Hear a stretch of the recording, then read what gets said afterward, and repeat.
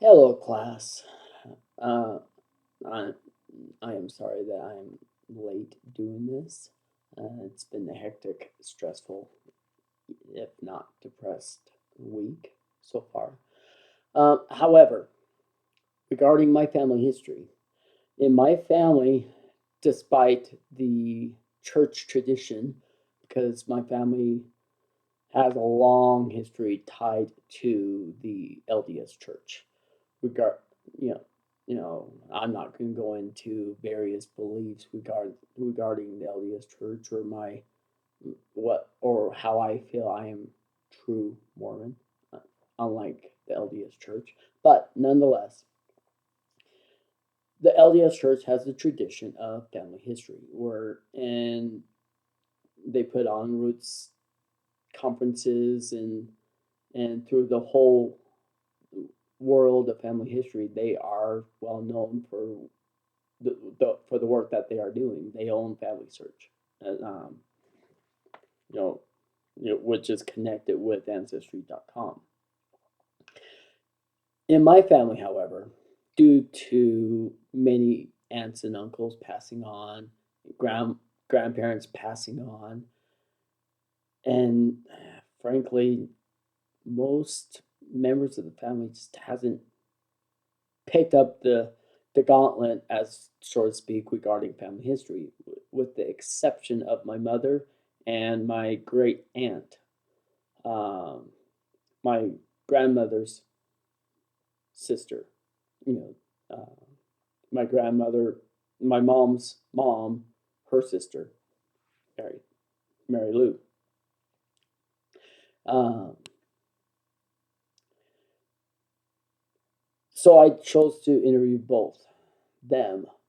Okay, but what's interesting is family history is an investigative strategy.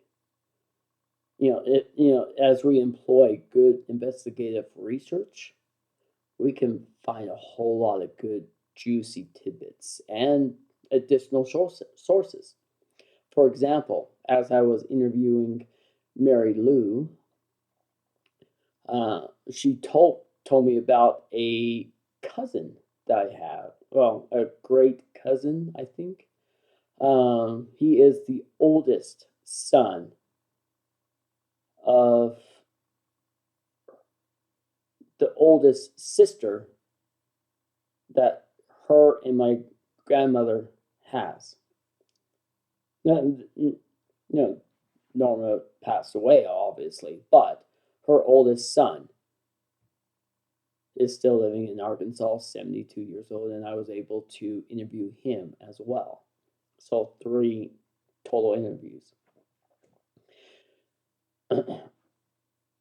Much of the interviews were spent mainly in my grandfather's side of this, my grandfather's and great grandfather's side of the story regarding the Martin line.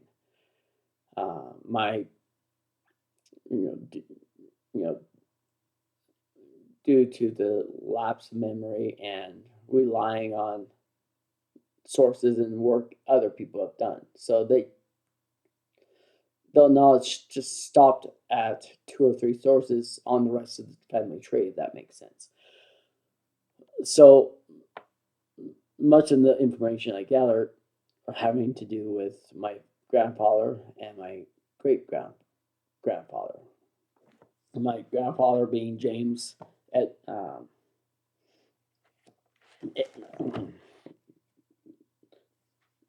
oh my great grandfather being um, Edward Martin, and my grandfather being James Martin.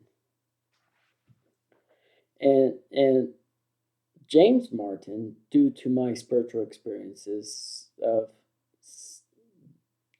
touching him and seeing him from beyond the veil, um, I've always been drawn to him, thinking I'm most like him, if that makes sense. But in the interview itself, I realized that while those similarities, there's also differences as well. For example, my mother tells the story of him not being a very nice guy, especially to them, to the children. Very abusive, short tempered, and abusive. And my immediate thought was maybe he's misunderstood, and I believe that's very much true as well. Misunderstood, dude. Because I'm very much misunderstood as well, but I'm not abusive in any way. He did drink. Um, I've also learned to whatever mistakes our ancestors make, it's not just to stick it in the filing box and don't think ill of them because it's a mistake. They didn't know any better. And the mistake I'm referring to is the fact that him and my great grandfather were Masons and Shriners, but they were Shriners isn't a bad thing, but they were Masons, Freemasons. Um, the so I had to check that in the box, or some of the distant relatives from the Moon side of the family being, Hugh Moon being more prominent, being the bodyguard, allegedly being the bodyguard for Joseph Smith, and bodyguard for Brigham Young. But there's also I won't call it a rumor because I need to confirm from his journals. I don't believe the LDS Church, but rumors that he had 3 wives, which would be, and if that's true, that would be an error on his part, especially at the fact that he got special permission to have a distillery in Salt Lake City, permission from Brigham Young. So, and not just a distillery for drinking and for spirits, but for health only. Clear distinction. So, which proves that Hugh Moon was a very much principled man. So, yeah, the but in talking with my great cousin in Arkansas, he tells of a miraculous event where his mother received her patriarchal blessing, and at the end of that blessing, which my grandfather and his wife, my grandmother, attended, came with a special blessing, a miraculous blessing that he would return from Vietnam War safely, untouched. And he continued to tell me that in Vietnam he actually was a part of the most bloodiest incident on the southern borders of Vietnam. The as our government was trying to push into, I want to say,